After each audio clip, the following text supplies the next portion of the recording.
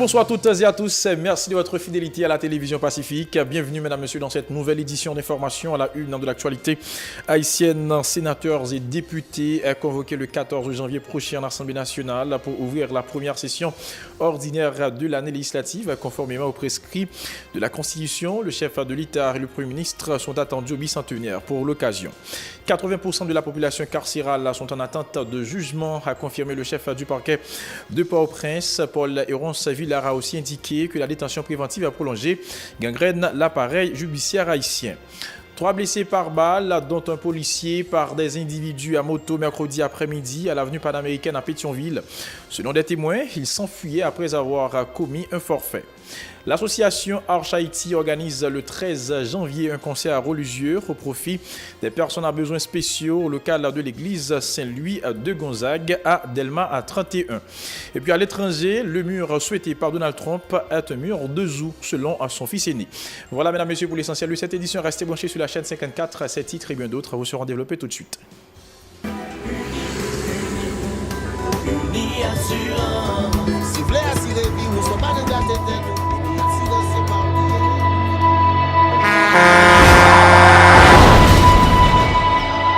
En général, moun pa reme pran assurance. Yo considéré que son l'argent rejeté. Et pourtant, l'argent assurance te doué dans budget ou à côté l'argent caille avec l'argent manger. Li là pour les deux ou traverser un mauvais pas. Gardez tout à côté ou. Ouais comment gros problème qu'on entre sur moun sans attendre. Mandez Dieu pardon, ça qu'arrive au tout. Une assurance dit ou précaution pas capon. Les malheurs arrivés, les faux amis flair à saison a fait comme si on pas de jambe connaît ou. Une assurance après rétaver ou pour le dire continuer vivre la vie ou quitter ce course là dans main nous. Une assurance. Vivez en toute assurance. Bienvenue, mesdames, messieurs, dans le développement du journal. Comme annoncé en titre, les sénateurs et députés sont convoqués le 14 janvier prochain en Assemblée nationale dans le cadre de l'ouverture de la première session ordinaire de l'année législative conformément aux vœux des articles 92.2, 98, 98.1 et 98.3, les alinéas 10 et 151 de la Constitution en vigueur. À l'occasion, le Premier ministre présentera le bilan de son gouvernement tandis que le président de la République se chargera de dresser la situation générale du pays. Les sénateurs devront porter des costumes noirs, chemises blanches, cravates noires et chaussures noires, alors que les députés porteront des costumes blancs, chemises blanches, des cravates et chaussures noires, selon un communiqué du bureau de l'Assemblée nationale portant les signatures du président du Sénat, Joseph Lambert, et de celui des députés, Gary Bodo. Revenons dans cette édition sur la réaction des citoyens de la capitale par rapport au bilan des travaux des parlementaires pour l'année 2018. Pour eux, il s'agissait d'un bilan peu réjouissant. C'est pour Prince appelle ses élus à rectifier le tir en remplissant convenablement la mission confiée par leur mandant. Suivez ce reportage signé Mario Sylvain et Francineus. Pour commencer, ces résidents disent n'être du tout pas intéressés à la rentrée parlementaire programmée pour le 14 janvier prochain. Selon eux, les membres de la 51e législature et les sénateurs n'ont pas fait œuvre qui vaille au cours de la précédente année législative. Réfléchis bien, on jeune garçon qu'on y a là, on va vous devoir comme si pour obtenir parlementaire, qui est lié. Gardons pas qui passe la saline, gardons pas qui massacre qui fait, grand rafinab gourmet, autant de députés pour un nègre à virer dans la machine. Comment ça fait qu'on y a David Chita masse, me vient boire crème.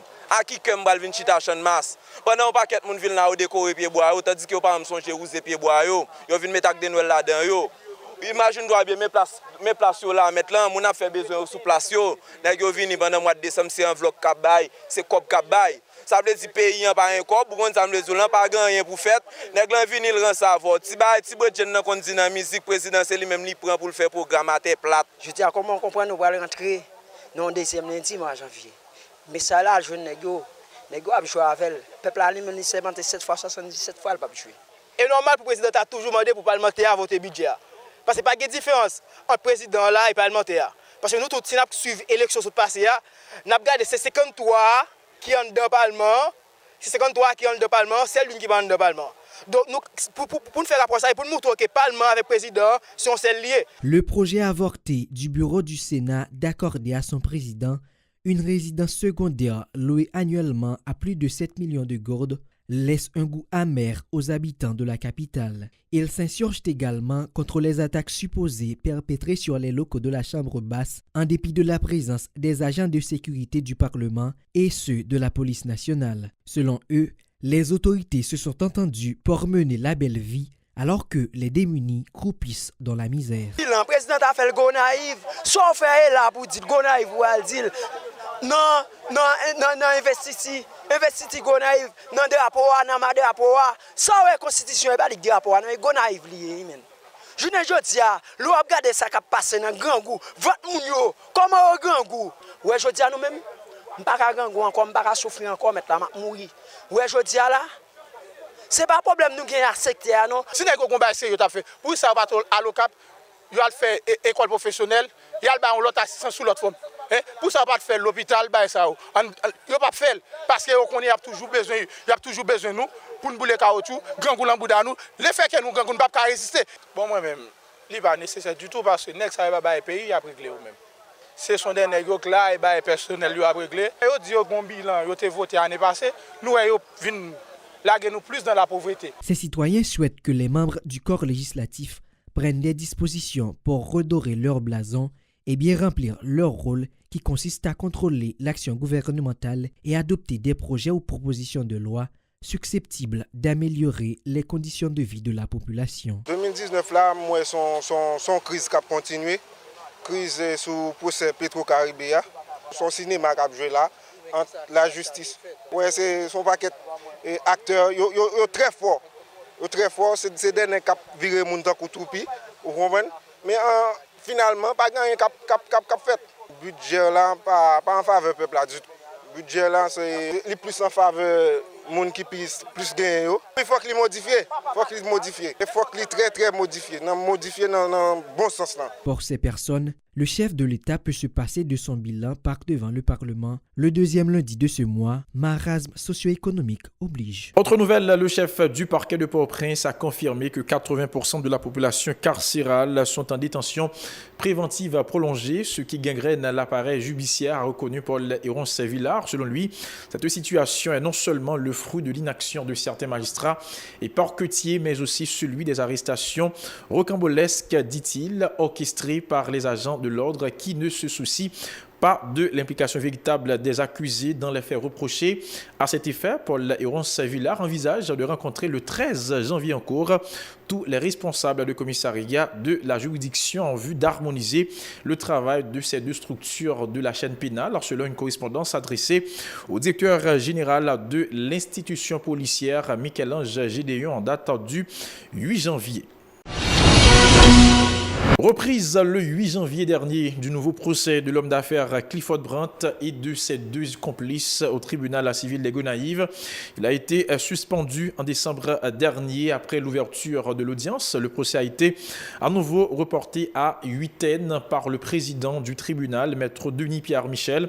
Selon le représentant du ministère public, maître Addison Diogène, cette décision entre dans les prérogatives du magistrat. Ces propos recueillis par notre correspondant permanent au Gonaïves, Amos Alexis.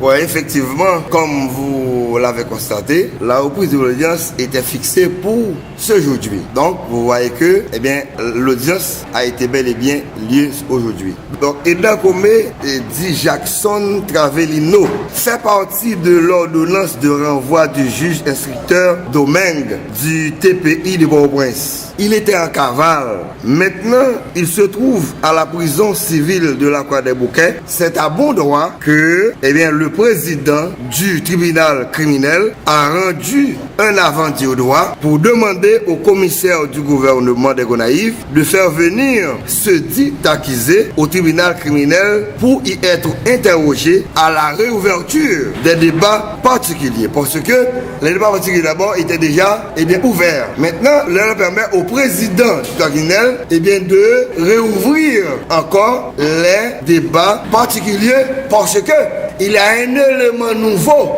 qui est venu dans ce dossier. Quel est cet élément? C'est Edner Comé qui était en cavale. Puisqu'il est arrêté, eh bien, il se trouve maintenant à la police civile de l'Océan des Bouquins. Maintenant, le juge, nous autres, en tant que représentants du public, nous avons demandé au président du droit criminel, eh bien, d'interroger l'accusé Edner Comé. Dossier insécurité, 3 personnes, dont un policier, ont été blessés par balle mercredi après-midi lorsque des individus à moto ont effectué des tirs nourris au niveau de l'avenue panaméricaine à Pétionville. Selon des témoins, ils s'enfuyaient après avoir commis un forfait. Les victimes ont été évacuées vers un centre hospitalier à bord d'une ambulance, avons-nous appris.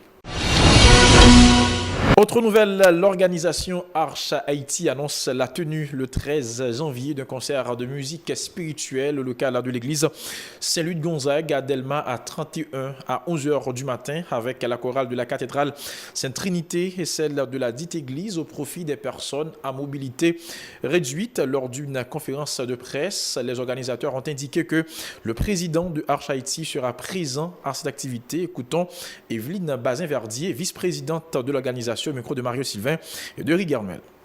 C'est un concert, M. Spitré, l'atelier chant choral. Moi-même, je dis concert parce que c'est gros barail, c'est un événement exceptionnel. Nous avons 3 grandes chorales qui vraiment nous en pile musicalité, en pile musique et nous sommes très contents. Moi-même, c'est Evelyne Bazin-Verdier, vice-présidente de l'Arche Haïti. C'est l'Arche Haïti qui a organisé, nous avons dit, concert là avec 3 chorales. C'est une occasion pour nous entendre des belles musiques et c'est une occasion tout pour nous jeter un regard sur le handicap, des personnes en situation de handicap intellectuel. Parce que dans le pays, il y a caché, il y a exclu. Alors nous disons, c'est une belle occasion. Et vraiment, nous avons pile gratitude et reconnaissance que vous avez nous pour dire nous organiser tout ça. Voilà. Ce n'est pas quelque chose de plus extraordinaire que ça.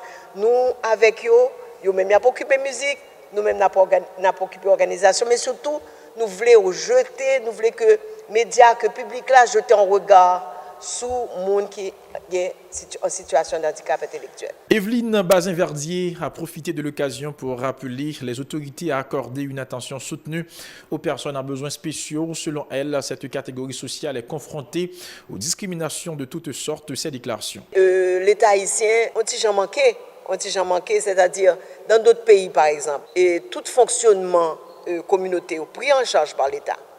Mais nous pas qu'à sens pour le moment ici. Je dis que la mentalité a fait chemin. Parce que si nous avons maintenant un secrétariat d'État aux personnes avec handicap, c'est que tu as besoin, tu as vision. Et je pense que le secrétariat a évolué tout d'une certaine façon. Par exemple, l'école là, et le centre d'éveil. Voilà le centre d'éveil. Nous avons presque 30 personnes dans le centre d'éveil là.